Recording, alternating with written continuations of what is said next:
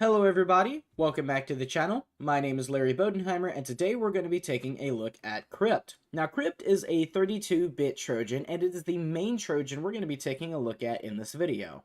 Now, why the heck do I say that? Well, that's because we're going to be looking at more than one. So if you take a look over here, we have what I downloaded when I started looking for CSGO free hack 2024 gone wrong, gone sexual, in the hood, all that good stuff.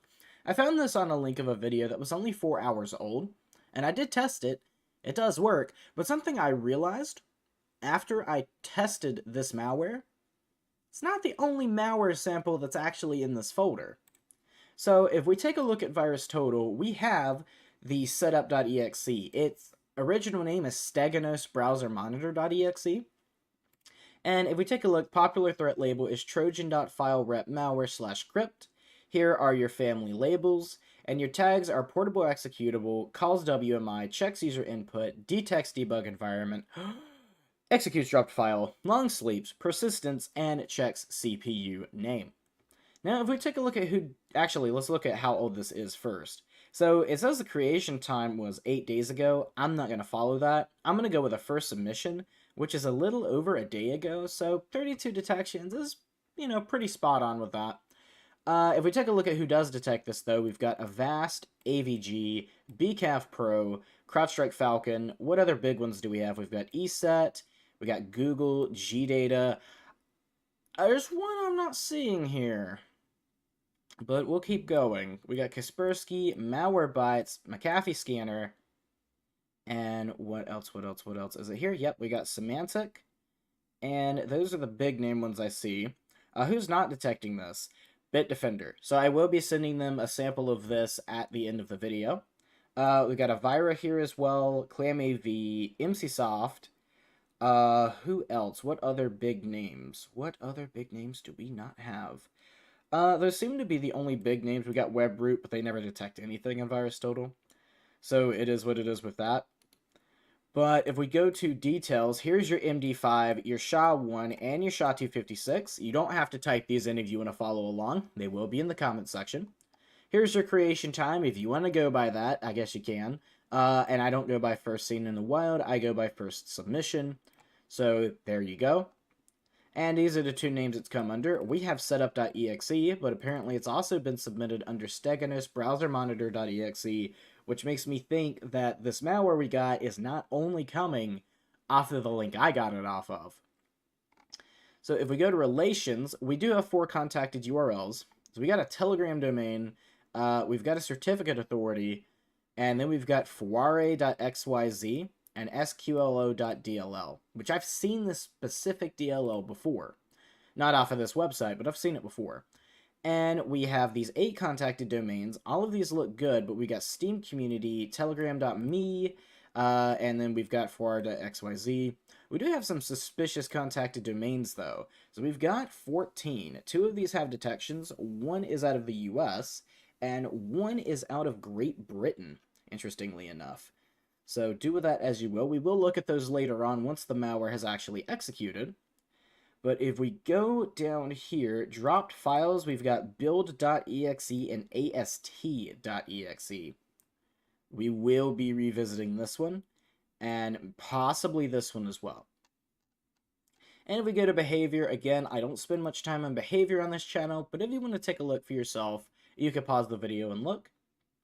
So once this loads up, you can see we have quite a few detections. We have 3 sandbox detections, Cape Sandbox, Zenbox, and Dr. Web VX Cube, which I've never seen before. And we have 1 high, 3 medium, and 4 low crowdsourced Sigma rules, as well as 1 medium and 6 low crowdsourced IDS rules. And finally, if we go to community, nobody's been here yet. Take that, Jaffa.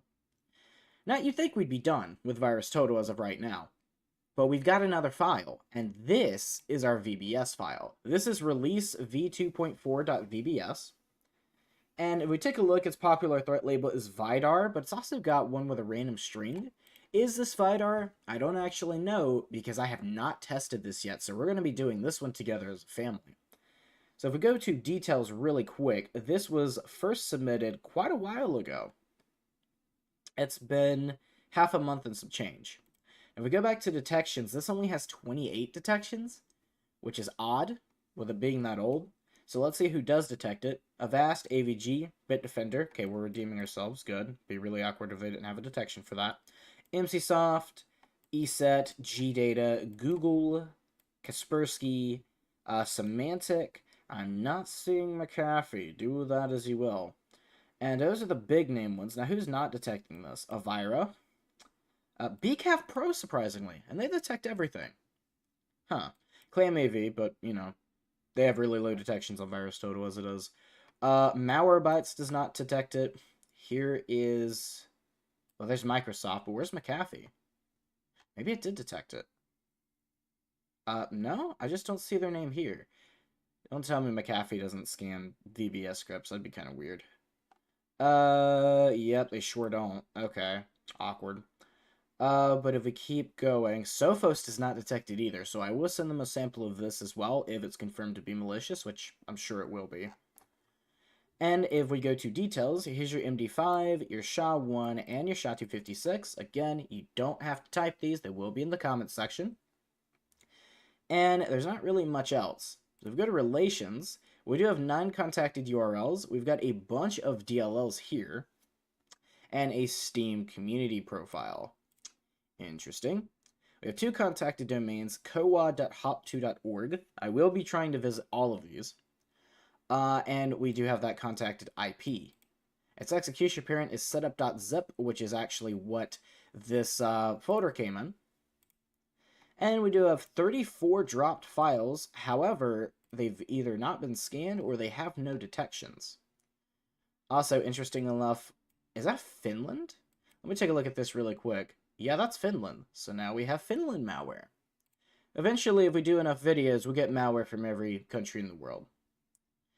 And if we go to behavior, again, we don't spend much time here, but I'll let you pause and look if you would like to. Whoa, okay. We have 6 high, 5 medium, and 3 low crowdsourced Sigma rules. Let me zoom out a little bit if you want to pause.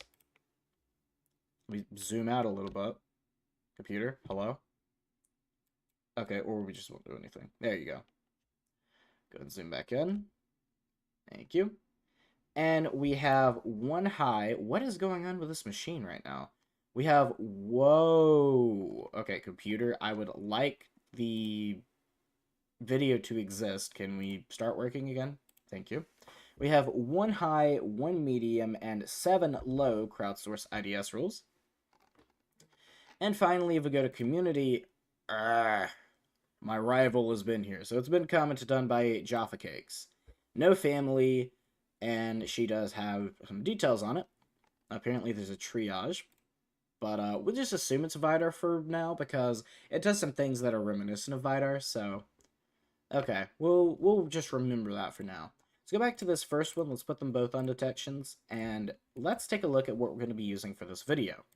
So we've got Process Hacker, Wireshark, which I'll go ahead and reset, Zooey, and Process Monitor, which I will reset as well, because this is already at almost 4 million events. And now, the first thing we're going to do is we're going to run setup.exe. We will run this next. I may have to reset the virtual machine for this, but maybe not. So let's go ahead and open Process Hacker. And without any further ado, let's run setup.exe. Do you want to allow this app from an unknown publisher to make changes to your device? Sure, why not? So if we do that, setup.exe immediately opens. Doesn't have any child processes yet. However, it's using a good amount of the CPU. So if we keep watching this, within a few seconds, it will eventually pop up something new. And we've got our ast.exe. Let's open the file location for that and the file location for build.exe. It looks like AST did kill its child process, or its parent process is now just running on its own under Explorer. Build.exe is still running. These are both in the temp directory.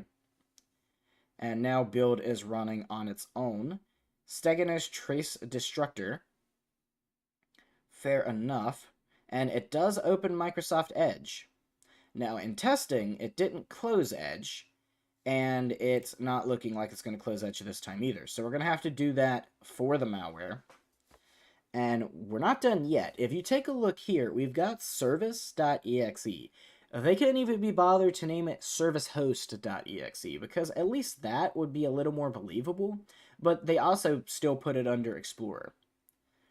So if we take a look at this and open file location, this one is in roaming.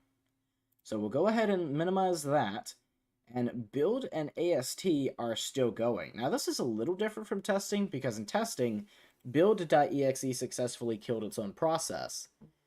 However, it's still going. Build killed itself, and AST and service were the only ones that were here. If we keep watching it, hopefully, eventually it'll do something. Because we can see it's still running, so maybe it's just taking longer to get done with whatever it needs to do this time. That is a possibility.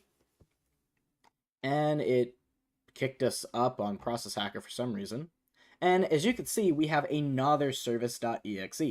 So I'm not sure why it does this, but if we take a look, if we open file location, it's just the same service.exe that's running here. And if we keep letting this run, this malware will run, or this service.exe will keep opening new processes of itself forever. No idea why. That's just what it does. So, do with that as you will. I'm still surprised that build.exe is still running, though. So if we take a look at Wireshark, I'm going to go ahead and stop this, save it as 1, and we're going to start a new one really quick, because there might still be things that it has to do. Let's go ahead and put this through Zooey. It will import data, and we'll take a look at all of the HTTP stuff back in Wireshark, but we don't want to do that yet while it's still running. We might miss something. And then I guess we'll take a look at process monitor, although I really don't want to do this yet until build.exe kills its own process. But yeah, as you can see here, service.exe, I can't tell if it's just random time intervals or if it's set, because that feels like it definitely didn't take as much time as it did to open the second service.exe. But maybe. I know that this does open the trusted Windows installer. However, I'm not seeing it open now. I don't know what's going on here. It might have crashed, but I'll tell you what. We're going to go ahead and minimize this, and we're just going to take a look at Process Monitor. So we're going to do 2 filters. The first filter we're going to do is process name is setup.exe. Ah, you thought I was going to do the operation first. I put a little sneaky on you. And our operation is going to be create file. We're going to click apply. And as you can see, we already have 4.5 million events. Now setup.exe, oh good god, 2,000 events. Now setup.exe is closed, so it shouldn't keep updating. But we will look through this rather quickly, because we've still got other things to look at. And it looks like it's not deleting a bunch of stuff yet. It did delete its prefetch and the WoW64 log, but everything else... Oh, here we go. Okay. So we've got a bunch of DLLs in... It's actually the same DLL in random areas. So it's in the setup folder, then it's in syswow64, then system, then Windows, then desktop again. Windows, or syswow64, Windows, syswow64, Windows PowerShell, OpenSSH, okay. And then system, and then we've got ntd3.dll, which is doing the exact same thing. And then we've got it.iss, okay. Now it says name not found, but we've known this to lie to us before, so fingers crossed it's still there. No, we're not getting that lucky. Oh, well, it is what it is. Data1.hdr, 102 Dalmatians help file? 102 DOMs, setup.exe, a5j.exe. Now that is interesting. I'd really like to be able to take a look at that, but we know it's not there. Oh, that's so unfortunate. Adabu.ico, alife.exe, kappa.ico. We got some really interesting names here. Data1.cab, attune.exe. And this is in the recycling bin? Oh, wait, no, I'm a complete idiot. No, it's just a bin folder for attune.exe in the setup folder, which is unfortunately not here. Back office, don't know what that is. regdib1.bmp. And build.exe is still running. Okay. Magicballroom.help. Okay. I'm not going to look at every single one of these cs.2, cs.1, but a lot of these have very interesting names. Messages.drive, diapps.z, pdqcreg.exe, erdisasterstrikes.exe, emergy, manual easyun1.pdf, bootme.exe, Exonix easycam2.msi, gothhelp.exe. Okay, heavy gear 2. Are these like names of games or something? Because I'm starting to get really like confused as to what's going on. I don't know if this is just meant to throw off malware analysts or what this is, but it really does a bunch of funny stuff. Ghostpe.exe, manual partitioning. Okay, reach out, system web tray, setup.ini. Internet sig. I swear to God, brain rot's destroyed my mind. Internet sigma plot macro library.jnb. Via voice.z. It's just a bunch of the same stuff. Mavis Beacon teaches typing. And I saw Nerovision. I really highly doubt that it's actually like downloading all the stuff and then deleting it. These have just got to be like 0-byte files that it's just dropping to throw off investigators. This is really funny though. Now ast.exe, we know that this is real because we've seen it in Process Hacker. Now, on the one hand, you would think that this would be a really good way to throw off malware analysts, but on the other hand, who the hell is going to use Process Monitor but not something that checks current running processes? Now, if for some reason my brain was on autopilot and I did a video and without Process Hacker or without something similar, right? And I saw this and I was like, wow, it's dropping and executing 1 billion files. But, I mean, come on, we could see what's running, and we did. AST, build, service, and we saw a few other ones. And then there's build.exe. And also, if you're going to do that, you've got all these random names. Maybe, like, mix it up. Maybe put build somewhere near the top, and then put AST somewhere near the middle. And any other malicious files, just spread them out. Don't put them all in the same place. I mean, they're literally right next to each other. Like, come on, man. Serious? You can do better than that.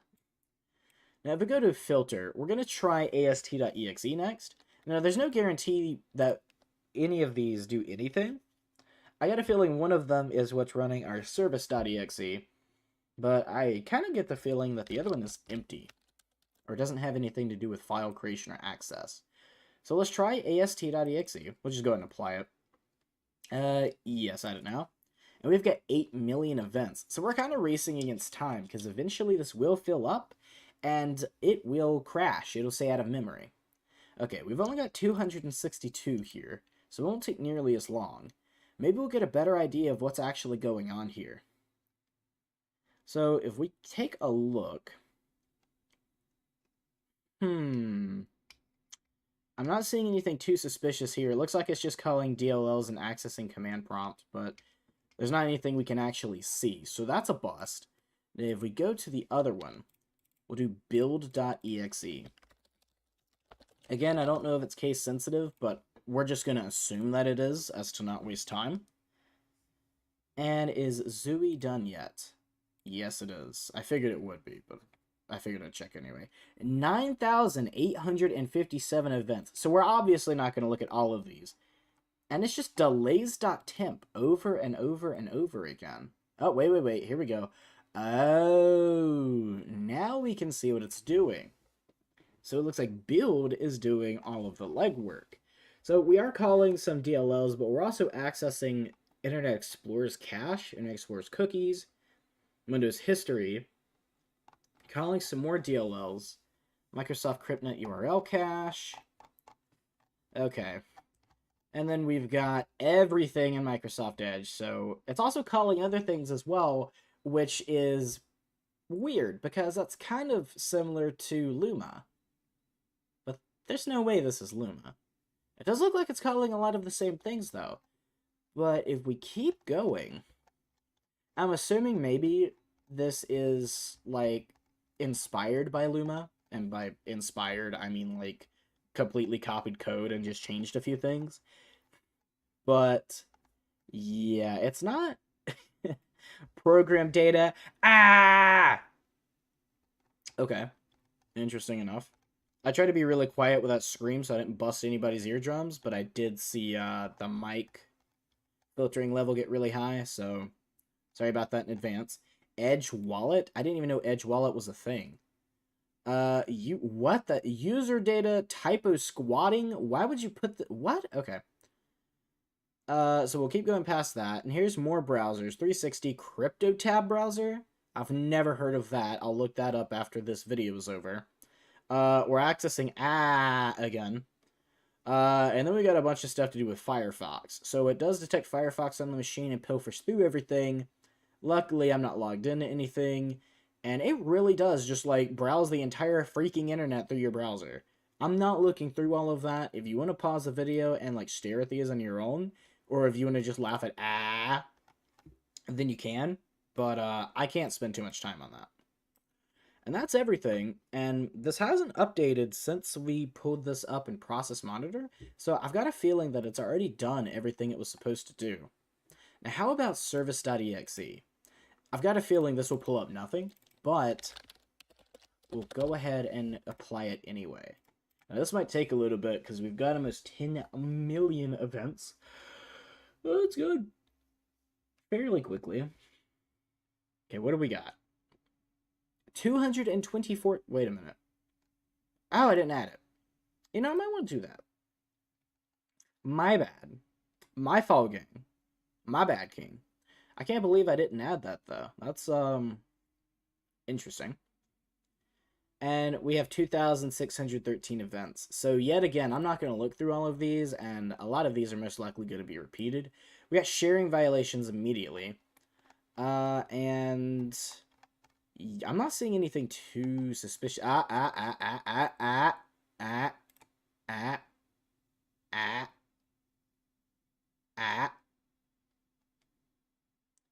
Okay. So this is most likely a rat and not just a simple info stealer. And this is probably all that's repeated. No, there's more here. Well, what the heck? Okay, we'll keep looking. Well, this is very interesting. It is rooting itself deep. It keeps, like, checking to see if it's in the startup, like, every 5 minutes. Which is interesting enough. And I'm assuming from where you saw that, like, loading wheel on the mouse, it's probably executed another process of itself. So that's interesting as well. But that's going to be it. So I'm going to assume that from now on, all it's doing is checking for dependent DLLs, and then it's checking to see if it's in startup. So that's really all we're going to be able to get from that. We have so many of these open right now, though. And of course, once we're done with everything, we will check and see if it has persistence, which, based on what we saw, it does. Absolutely, 1000%. It even says it's persistent in VirusTotal. But, yeah. Okay, so we'll go ahead and we will take a look in Zooey. Now, if you look in Wireshark, we actually don't have that many new events. So I'll tell you what, I will stop this, and I will name this 2. I've got a feeling that it only does its, like, info stealer part once every startup, so we're probably not going to see much more than that. But we'll load one, and we'll take a look at that. Let's query the pool. We have 734 rows. Immediately, we've got some notices. Invalid certifications. That's a Microsoft IP, though. And this is also Microsoft IP. I'm going to try to ignore the notices and just see if we have any alert 1s or 2s. And we have an alert 3, but that's, yeah, Suricata app layer wrong direction. That's why we don't look at alert 3s anymore. Oh, here we go. Alert 2.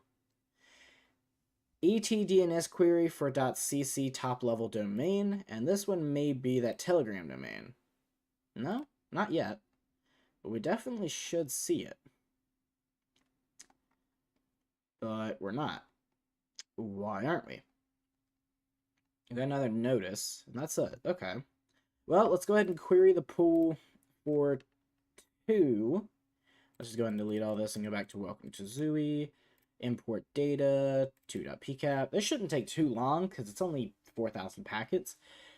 But we will see what there is to see. Is there anything else I could take a look at? We are still going to look at these websites and IP addresses, but I got a feeling we'd only be able to look at one before the packet filtering is done. So I'm just going to let this play out, and then we'll take a look at all of those websites and IP addresses. Now, most of them, I've got a feeling, if not all of them, it's going to throw up a forbidden. The malware is just simply too new to be dead already. And as a matter of fact, if we go to virus total and we go to relations, they all show status 200. So we're going to check all of these except for that Telegram domain, because that may just be somebody's username, and I don't want random people off of YouTube messaging malware writers. So let's query this pool. And we only have 321 rows, but that is more than I thought there would be. Is there anything else suspicious here? No, there is not. Which I already knew, but again, I like to be thorough. So now let's go ahead and take a look at those IPs and domains. So we've got our Steganos browser monitor here. We've got this foire.xyz. So let's try to access that. Warning, potential security risk ahead. And if this does what I think it's going to do, it's just simply going to send us back to Google.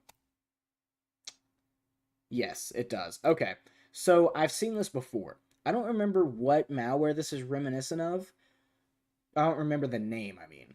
But I do know that this behavior is different from what it did to mask itself for other variants of that rat. This is actually a different family entirely. So, this is the wrong one. So, I mean, we could try to pull that DLL. It may let us download this. No, it just sends us straight back to Google.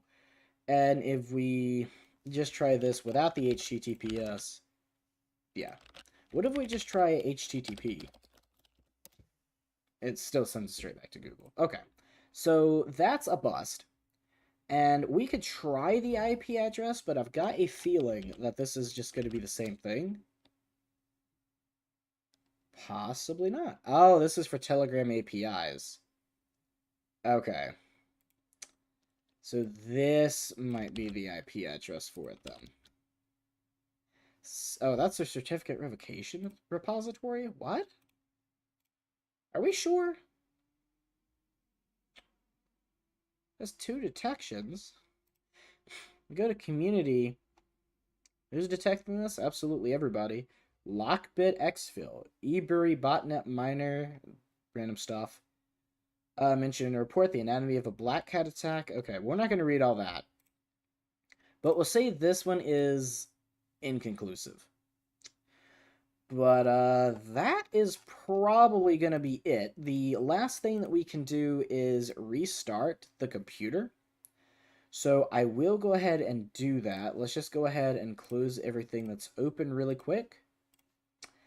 And I have made a decision in the back of my mind while we've been reviewing this malware sample.